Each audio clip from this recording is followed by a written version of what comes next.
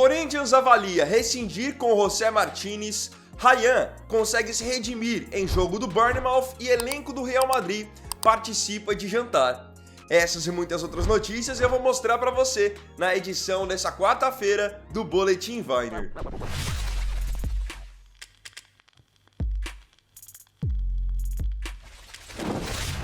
De Zerbi demitido no Marselha.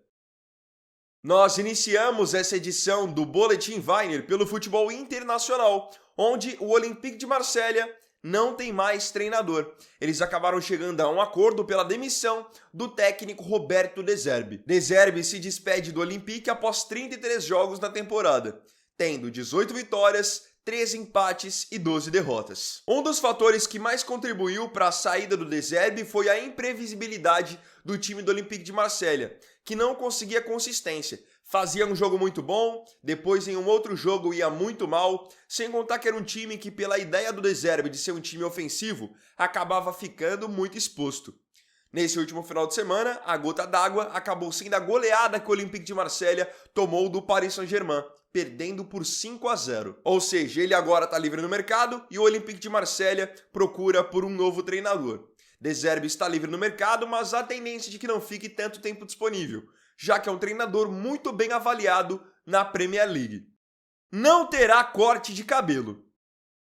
Ontem aconteceu o jogo tão esperado que poderia fazer com que aquele torcedor do Manchester United finalmente cortasse o cabelo. Ele tinha feito uma promessa em 2024 de que ele só voltaria a cortar o seu cabelo quando o Manchester United ganhasse 5 partidas seguidas. E o Manchester United tinha tudo para finalmente conseguir esse feito. Afinal, vinha de 4 vitórias seguidas e jogando bem, chegando a vencer Manchester City, Arsenal, Tottenham no meio do caminho, e ontem o jogo que poderia fazer com que ele cortasse o cabelo foi o jogo contra o West Ham, fora de casa. E como vocês já devem imaginar, o Manchester United não ganhou, apenas empatou em 1-1. O West Ham saiu ganhando e depois no finalzinho o Sesco acabou marcando o gol de empate do Manchester United. O empate pro Manchester United em si não foi ruim, porque o Manchester United chegou nesse momento ao G4 da Premier League. Agora, para esse torcedor, certamente fica o sentimento de frustração, porque agora a contagem volta para o zero. A repercussão em relação ao corte de cabelo desse torcedor tem sido tão grande que ontem, durante o jogo, ele fez até uma live. Então, conforme vinham acontecendo os lances da partida, automaticamente tinham as reações dele também. Então, o que começou como uma brincadeira acabou tornando esse torcedor bem famoso. Ryan deu a volta por cima. Ontem, o atacante brasileiro Ryan esteve em campo mais uma vez. Ele foi escalado como titular na vitória do Bournemouth sobre o Everton fora de casa por 2-1. E chama a atenção o roteiro do Ryan dentro dessa partida. Porque perto do fim do primeiro tempo, o Ryan vai tentar driblar na defesa, a bola acaba escapando um pouquinho e ele acaba cometendo um pênalti. Claro que quem que fica bem depois de ter cometido um pênalti, ainda mais por um erro em que você quis driblar na defesa? O Everton saiu ganhando, só que o Ryan não se abalou. No começo do segundo tempo, ele acabou marcando o gol de empate do Bournemouth nessa partida. Cruzamento da esquerda para a direita, ele veio nas costas da defesa e conseguiu anotar o gol de empate, com esse sendo o segundo gol do Ryan com a camisa do Bournemouth em apenas 3 jogos. Começou, contudo, a sua trajetória na Inglaterra e já estou vendo até alguns comentários de pessoas pedindo que o Ryan tenha oportunidade na seleção brasileira, porque o momento dele não é que é bom só no Bournemouth, já era um momento muito bom em 2025 vestindo a camisa do Vasco, e é um jogador realmente diferenciado. Mesmo que ele não tenha oportunidade na seleção agora para esse ciclo, é um cara que eu vejo com grandes perspectivas de ser aproveitado para o ciclo que vem. É um jogador forte, finaliza bem, tem muito recurso técnico, gosto bastante do futebol dele e acho que ele, assim, tomou uma baita decisão ao escolher ir para o Bournemouth. Ele teve sondagem do Tottenham, do Arsenal, do Zenit, e acho que por que foi um bom negócio ele ir para o Bournemouth? Não sei se vocês vão se lembrar quando eu comentei sobre isso. Porque o Bournemouth é um time que não tem concorrência nenhuma. O Ryan chegou sabendo que ele teria condição total de chegar e logo ser titular. Não é como se fosse você chegar num Real Madrid, onde você vai ter que logo de cara brigar por posição com o Vini Júnior, Mbappé, Rodrigo, como aconteceu, por exemplo, no caso do Endrick. Não, Ele está no Bournemouth, vai conseguir se adaptar muito bem ao futebol inglês, vai se desenvolver, ter ritmo de jogo, e aí depois, quando ele estiver mais maduro, mais consolidado, ele vai ser contratado por um time de maior relevância e já vai chegar nesse time com o status de um jogador que vai se titular, um cara realmente acima da média, não sendo tratado como um jogador promessa a ser desenvolvido. Quem acabou tomando essa decisão na própria Inglaterra e se deu muito bem foi o João Pedro, porque o João Pedro, quando sai do Fluminense bem novinho, ele vai jogar no Watford, para depois ele jogar no Brighton e só então jogar no Chelsea, onde ele está hoje e está bem consolidado, marcando gols. Isso é você planejar a sua carreira e não só ter a emoção de querer aceitar a proposta de um time grande, quando isso pode acabar sendo um tiro no seu pé. Guardiola fala sobre Rodri. Todo mundo sabe que o volante espanhol Rodri, que joga no Manchester City, não é mais o mesmo. Depois que ele teve uma gravíssima lesão no joelho, ele ainda não conseguiu voltar a jogar no ritmo que a gente conhecia do Rodri, que era um meio-campista que organizava todo o jogo do City, bom marcador. Naquela temporada até em que o City venceu a Liga dos Campeões em 2023, ele vinha marcando gols importantes, fez até o gol do título contra a Inter de Milão. Ele ainda não voltou a jogar naquele nível. E o Guardiola disse quando que espera que o Rodri volte a jogar em um nível bom. Olhem só o que o técnico do City disse. Rodri estará no seu melhor ao final da temporada. Temporada que vem, ele será top.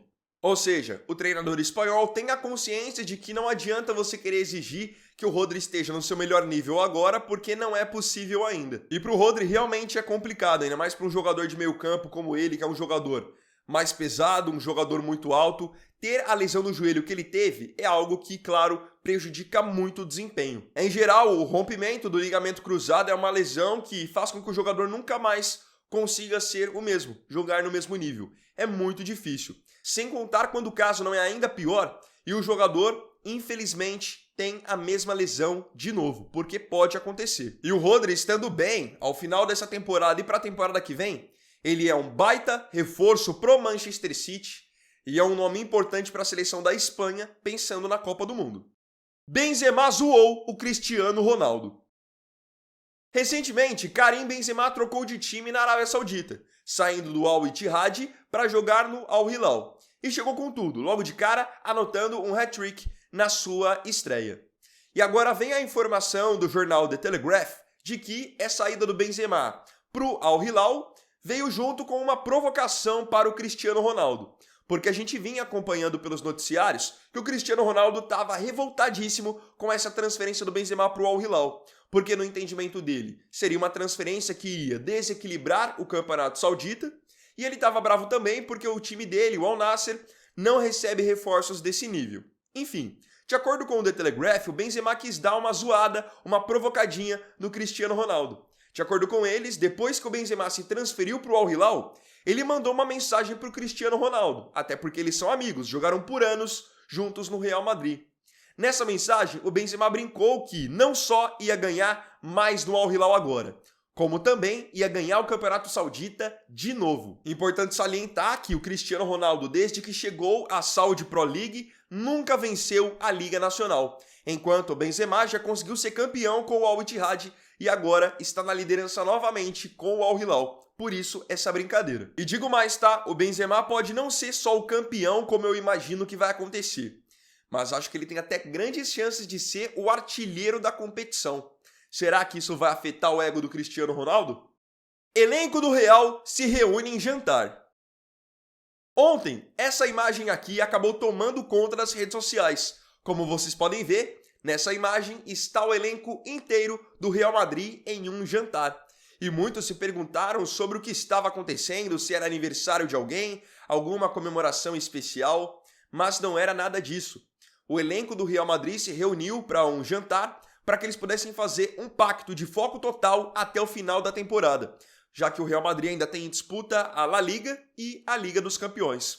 Então, foi um encontro para que eles pudessem se fechar e se unir para tentar levar algum título nessa temporada que tem sido desastrosa até então. Segundo informação do jornal espanhol AS, os idealizadores desse jantar para unir o elenco foram Vinícius Júnior e Kylian Mbappé. E até por terem sido os idealizadores do jantar, eles foram também os responsáveis por pagar a conta. Acredito que tenha sido uma boa ideia do Vinícius Júnior e do Mbappé tentar unir o elenco através do jantar, uma boa oportunidade de eles se encontrarem em um ambiente informal, trocarem ideias sobre como tem sido a temporada do time. Só que é aquilo também. Com o que eu tenho visto dentro de campo, difícil acreditar que o Real Madrid será capaz de ganhar alguma coisa. Porque eles podem ter a união, mas tem outros fatores que estão pesando para o Real Madrid não conseguir desempenhar.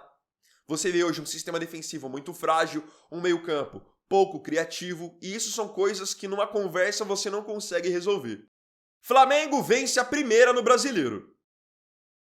Ontem foi dia de Flamengo no Campeonato Brasileiro. O Flamengo visitou a equipe do Vitória no Barradão e conseguiu uma vitória importante. Os primeiros 3 pontos do Flamengo dentro da competição. O Flamengo havia até então perdido para o São Paulo na estreia e empatado com o Internacional em casa. Agora venceram o Vitória por 2-1, com gols de Pulgar e Everton Cebolinha.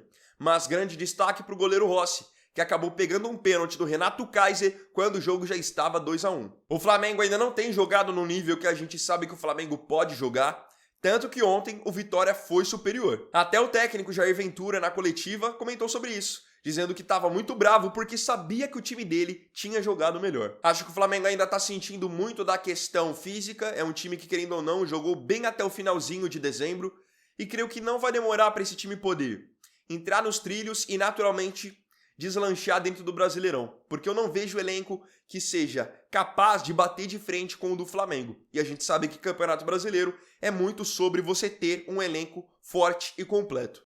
Quando Paulinho voltará a jogar? Essa pergunta aqui tem sido recorrente nas redes sociais. Todo mundo se perguntando, até mesmo os rivais, quando que o atacante Paulinho do Palmeiras voltará a jogar. Para quem não se lembra, o Paulinho foi contratado pelo Palmeiras no começo de 2025 como uma contratação de peso. Ele chegou no Atlético Mineiro por 18 milhões de euros, mais 2 jogadores também envolvidos no negócio que foram para o Atlético Mineiro, com um deles sendo o Gabriel Menino, que tinha um bom valor de mercado. Paulinho chegou rodeado de expectativa, afinal vinha de 2 temporadas fantásticas no Atlético Mineiro, jogando com o Hulk, fazendo uma parceria de muito sucesso, só que no Palmeiras acabou que não teve muita chance de mostrar serviço, porque ele chegou no Palmeiras ainda com resquícios de uma lesão e uma operação que ele teve no próprio Atlético. Então com isso ele jogou pouco no Palmeiras, teve pouca minutagem, acabou jogando a Copa do Mundo de Clubes no sacrifício, e mesmo assim, nos poucos minutos em que ele jogava machucado, conseguia fazer diferença, porque é um cara tecnicamente muito acima da média. Forte fisicamente, inteligente para associação, finaliza bem de perna direita, perna esquerda, tanto que o gol que ele fez contra o Botafogo na Copa do Mundo de Clubes foi de perna esquerda. Então é um cara que tem muita qualidade, muito recurso, só que não jogou mais depois da Copa do Mundo de Clubes.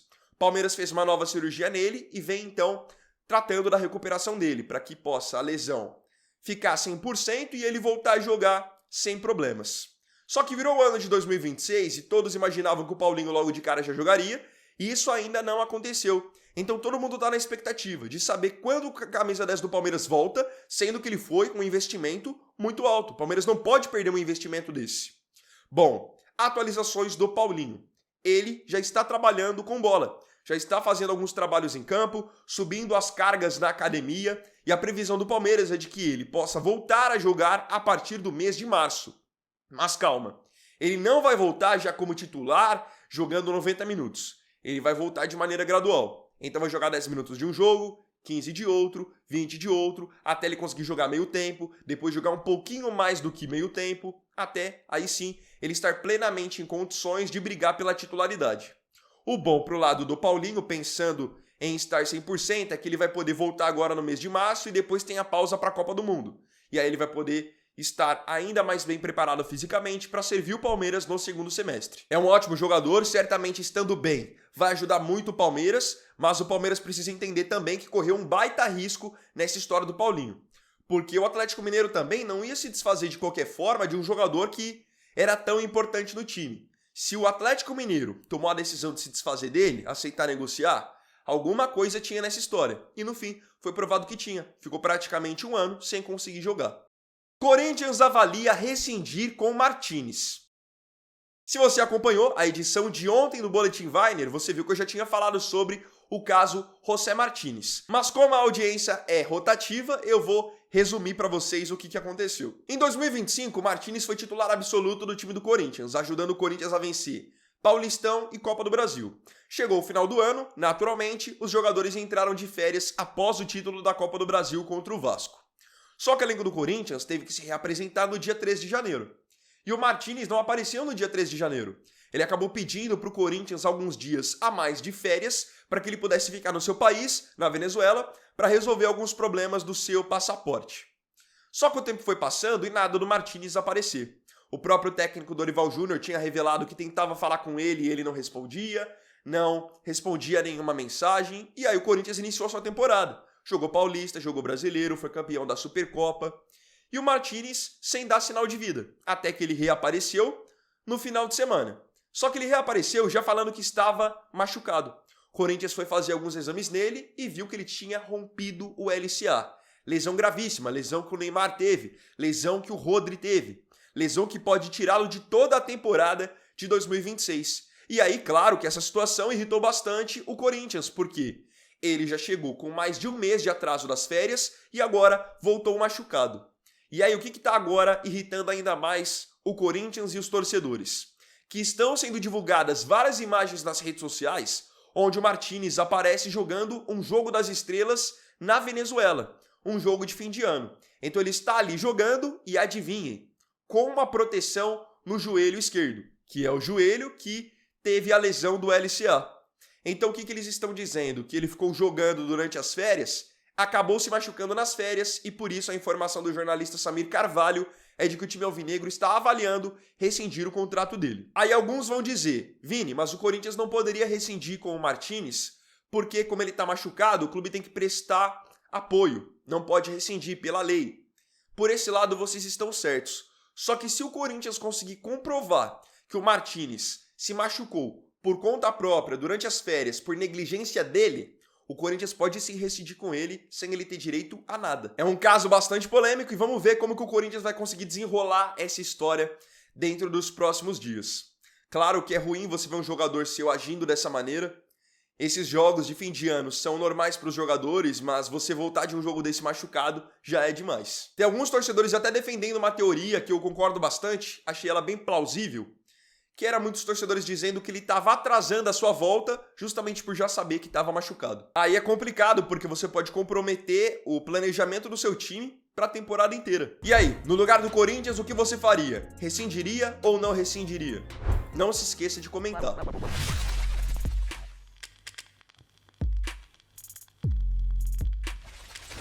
Então, bom galera, esse vídeo aqui foi o primeiro dessa quarta-feira. Eu agradeço profundamente a você pela companhia em mais um vídeo. Se tiver gostado, deixa o seu like, se inscreva no canal e compartilhe também. Então é isso galera, tamo junto, até mais tarde e até o próximo vídeo. Fiquem com Deus. Vini Weiner aqui, valeu, falou e fui!